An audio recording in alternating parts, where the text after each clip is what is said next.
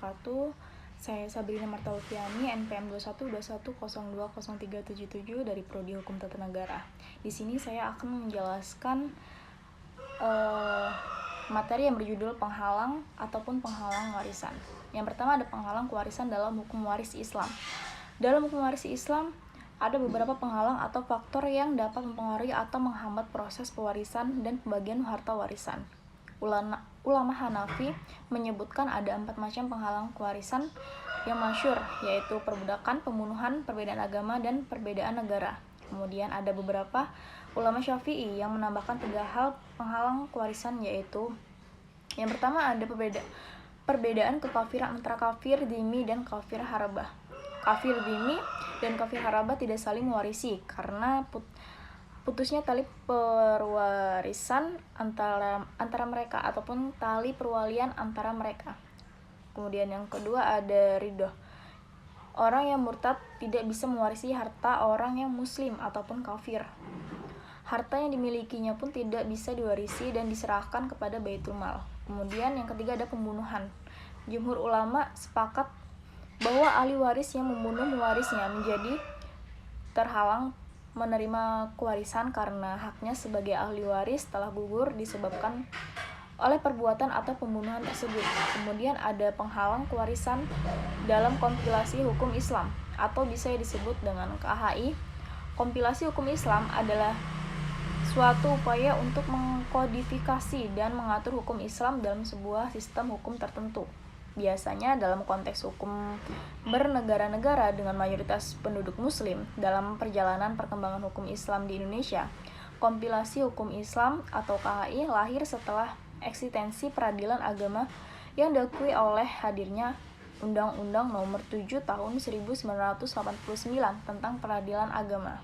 Kemudian KHI adalah kitab hukum material dalam menyelesaikan masalah perkawinan, pewarisan, dan perwakafan.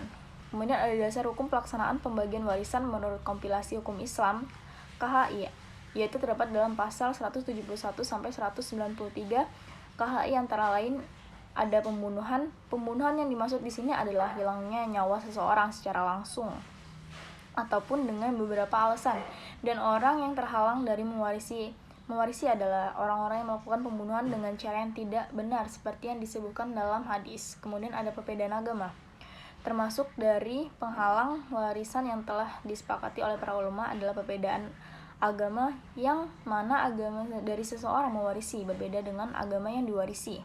Seperti salah satu di antara mereka adalah seorang muslim, sedangkan yang lainnya adalah seorang kafir, atau salah di antaranya Yahudi dan yang lainnya adalah Nasrani.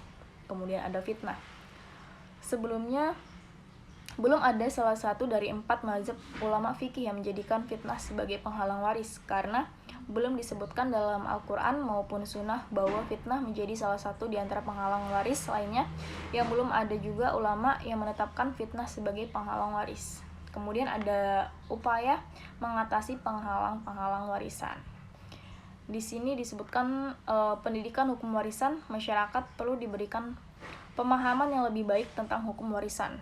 Kemudian ini dapat dilakukan melalui program pendidikan dan kampanye penyuluhan untuk mengedukasi individu tentang hak dan kewajiban mereka dalam hal warisan. Kemudian ada penguatan hukum warisan. Di sini mengkaji dan memperbarui undang-undang warisan untuk memastikan bahwa mereka adil, relevan, dan sesuai dengan perkembangan zaman. Kemudian ada penyadaran masyarakat. Kampanye penyuluhan untuk membangun kesadaran masyarakat tentang pentingnya warisan, hak-hak hukum, dan perlindungan yang tersedia dalam hukum warisan. Kemudian mengatasi penghalang-penghalang hukum warisan memerlukan kerjasama antara pemerintah, masyarakat sipil, organisasi non-pemerintah, dan sektor wisata. Ini adalah langkah penting dalam memastikan bahwa hak-hak warisan diakui dan dihormati, dan bahwa konflik yang berhubungan dengan warisan dapat dihindari atau diselesaikan dengan adil dan efisien.